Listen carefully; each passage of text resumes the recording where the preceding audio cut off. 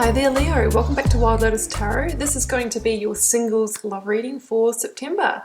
Leo, let's see what comes out for you. What we're going to do is begin with the Journey of Love Oracle from Alana Fairchild.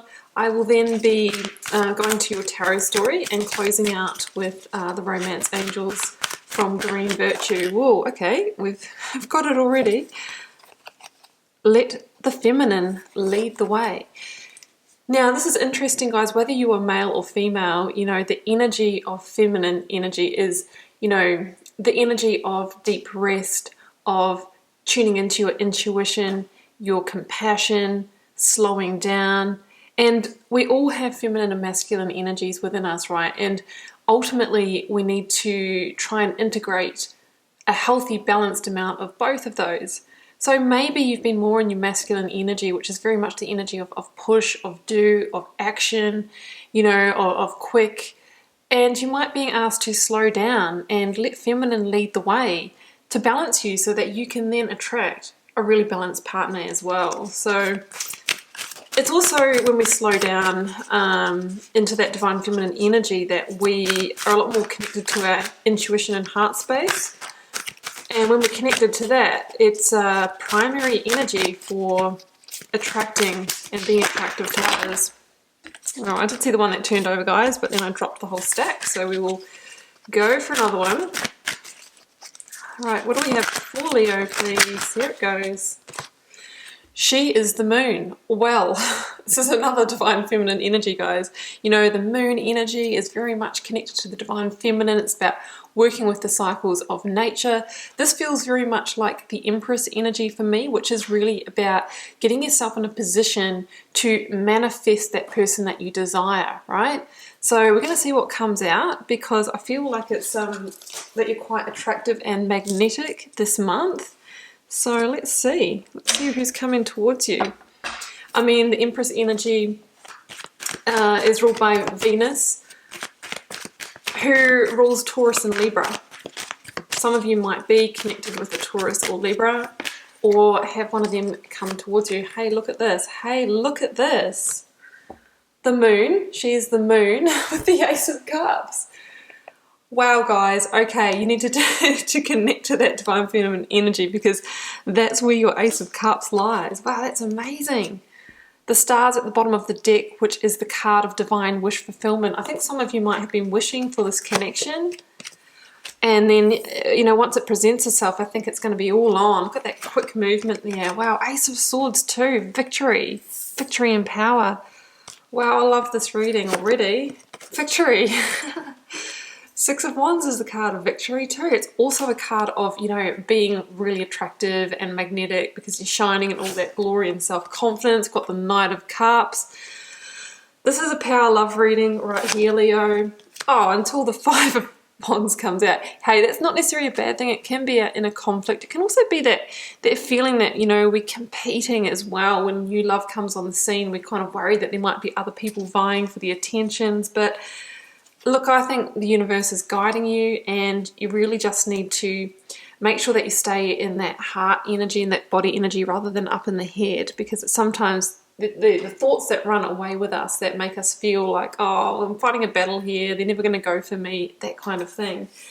Leo, there is definitely potential for love here. What do we have here? Well, we've got Knight of Cups down here. You could be dealing with a water sign. Cancer, Scorpio, or Pisces. I'm also going to say Aquarius as well, because we've got the star energy and we've got two other air energies here as well. So, and let's not forget our Taurus and Libra as well. I've got a few signs on the table. It's a general reading, guys. You'll know, you know, who you are connecting with when they come forward for you. But look at this. You know, the thing is that the moon can sometimes be a card, you know, that talks about hidden secrets or, you know, deceptions and betrayals and things like that.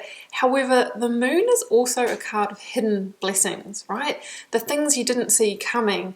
And with the She is the Moon and the feminine oracle cards that have come up in the star energy, I'm totally going to take the hidden blessing approach with this card, right?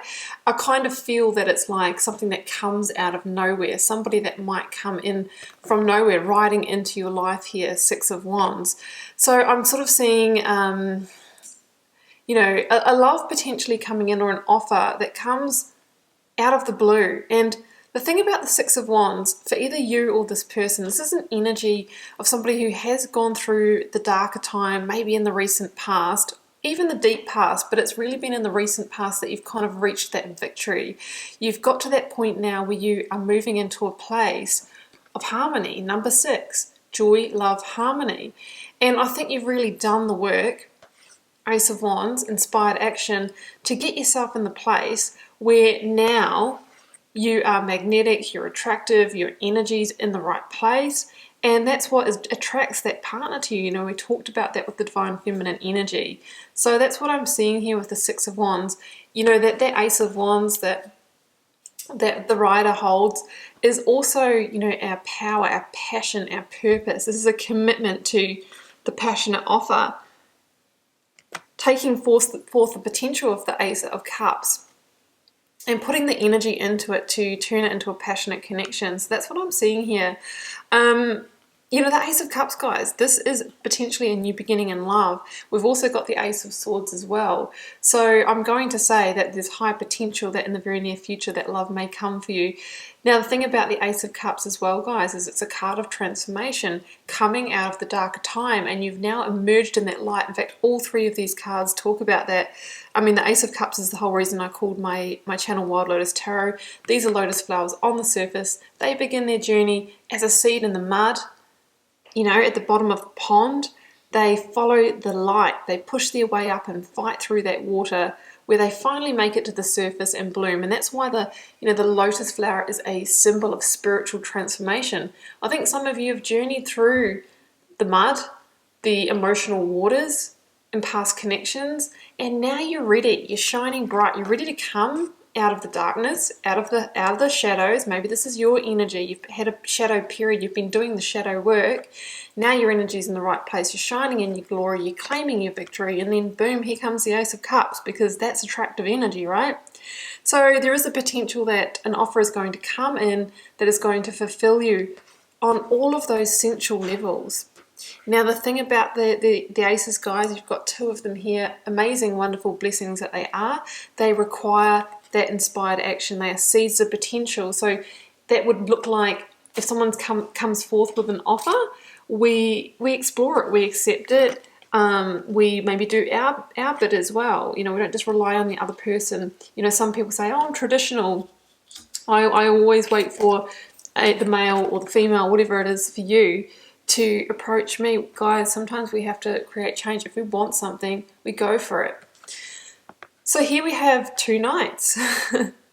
I generally see the bottom row, guys, as the person coming towards you, and the top row as your energy. So they are showing up as the Knight of Cups. You are showing up as the Knight of Swords. Now, the Knight of Cups, I feel, is the offer. There is somebody who is potentially going to make the first move to you, although if they don't, with the Ace of Cups in your energy, you can do so for them. The Knight of Cups is generally someone who is very attractive to you as well. I mean, they've got the Six of Wands in their energy field as well, so I think it's somebody that you're going to go, yep, I'm into you. I can feel that energy immediately, that chemical connection. And they are looking to come forward and make you an emotional offer here, that Knight in Shining Armor. And I feel that when they do, you are going to jump on it. Knight of Swords, you know, it's a very fast-moving energy. It kind of means that when that offer comes in, you're going to take it and run with it and be, you know, very connected to it. The one word of advice with the Knight of Swords is just pace yourself, you know, like it's good to be really keen, but we also want to make sure that we get to know the person, you know, on the inside as well, just to make sure that we've got shared values, that they have integrity and honesty, because we do have the moon in this reading as well, which can be the undercurrent. So, you know, and sometimes that coming on too strong can, you know, for some people it can be a little bit of a red flag. So just pacing yourself, having the communication that you need to, maybe expressing feelings before you jump into things too much physically. because I feel that if you do kind of, you know, go on too strong, that might be what this conflict is about with the Five of Wands here, right? You know, it can be that, you know, person kind of feels a little bit, it's a bit of a battle, you know, they kind of feel it, they're feeling that, right? And also, the initial thing that came up with this card for me is the sense of competition. So there might be, if this is in the very early days of a connection, often there are other people that have been, you know, dating this person as well. So I feel like you might feel that energy, but I don't think it's going to be there for long. So just make sure you know, you keep calm, keep your cool, keep that Aquarian cool, and you know, that might be the breakthrough here of the Ace of Swords, realizing, oh, okay, you know what, actually just need to calm down and let things unfold a little bit naturally. The Ace of Swords could be a honest and truthful communication, expressing those feelings, right? And that might be the key to, you know, dissolving this little bit of this conflict that we see here, right? It could be the change that's required. But ultimately, I really feel, Leo, this is you claiming your victory, claiming your power, claiming your victory. I really feel there is a new beginning here to be claimed. And, you know, I'm just coming back to the fact that, you know, Leo, you can get that real fiery energy, so just tune into that cooling energy of the star to, you know, help balance those divine feminine and masculine energies. But this new beginning and victory all over this reading.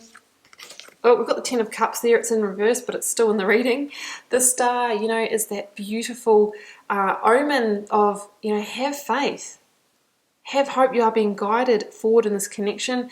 You're also going through a period of maybe rebalancing your emotions from those previous times that we see. I mean, the star follows on from the Tower, and the Major Arcana is the Great Soother, the Balancer, the Rebirth card. So I really feel like you're getting your energies in a really good place to pursue this connection.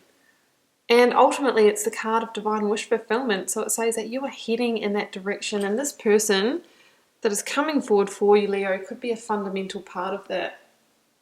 Let's go to the Romance Angels, and I was very close to forgetting them just there because I felt like that was quite complete.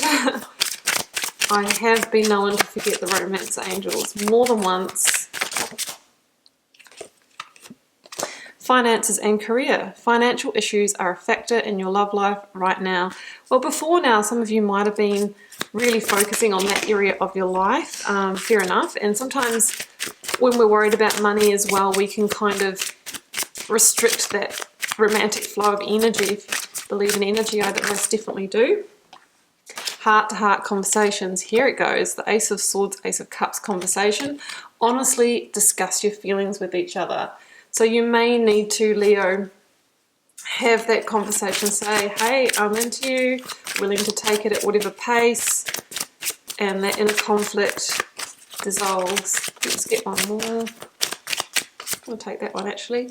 Release your ex. The time has come to clear your energy. So there could be a connection there. Maybe that's what the came before the star, you know, that Tower moment.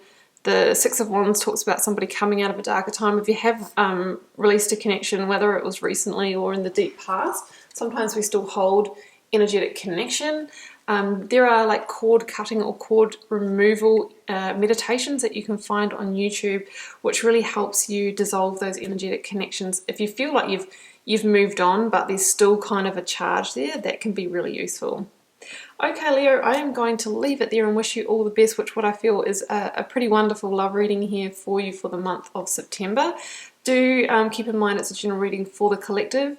And if you feel called to share, drop me a comment. I read each and every one and try to respond to as many as I can. It helps me get to know you guys and connect with your energies.